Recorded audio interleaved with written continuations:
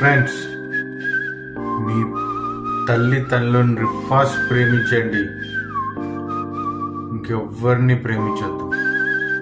ఎందుకంటే వాళ్ళకన్నా గొప్పోళ్ళు లేరు.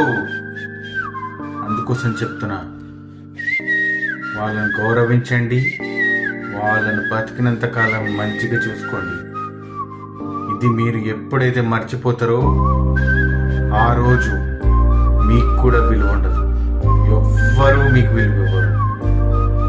మీరు మీ తల్లిదండ్రులకు ఇచ్చే విలువ వల్లనే మీరు ప్రగతి, సంతోషం, సౌభాగ్యం అన్నీ మీకు చెందుతాయి.